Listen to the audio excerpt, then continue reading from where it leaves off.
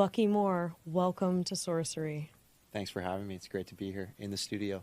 the studio of studios. Well, you're a very popular name right now, making a huge jersey swap in Silicon Valley. First, I'm so excited to get into this, and congratulations on your new role as partner at $30 billion AUM Lightspeed. Thank you. Super excited about this next chapter. Could you share more about the process? Absolutely. Look, I think anytime you start thinking about making a change in this job, it's not easy.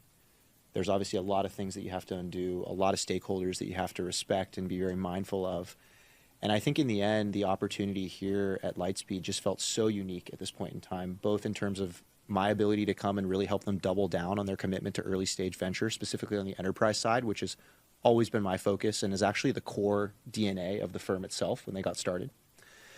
And also, I just think we're in this really unique point in time where funds that have this global reach and this ability and ambition to go and partner with this new class of company that I think is just like nothing we've seen before. These companies that could be worth trillions of dollars someday, the SpaceXs, the Andurils, the OpenAIs, the Anthropics.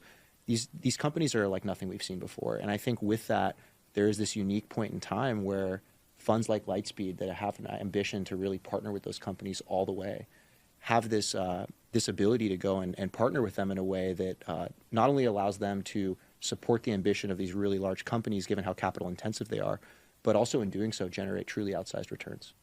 So I think the biggest question for you right now is, why did you decide to join Lightspeed versus raise your own fund? So I spent a lot of time thinking about this. And I think the first thing that you have to ask yourself when you go through a process like this is like really what gets you out of bed in the morning.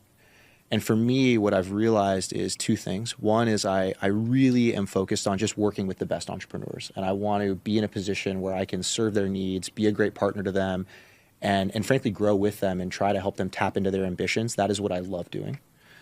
And I really think that having the capacity to do that is just a lot easier at a larger platform. So that's one thing. And then I think the other thing is I really like playing with a team.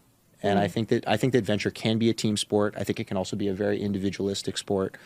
And I think ultimately when I thought about starting my own fund, the question was like, well, who would I do it with? And what I realized was figuring out who that person would be minimum a 6-month process. The fundraising process thereafter would take 9 to 12 months.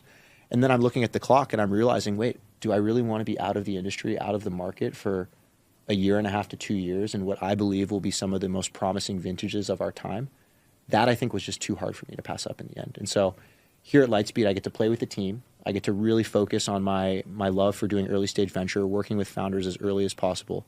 And I get to have and work on a platform that allows me to be what I think is like the right partner to those founders that have that really ambitious vision.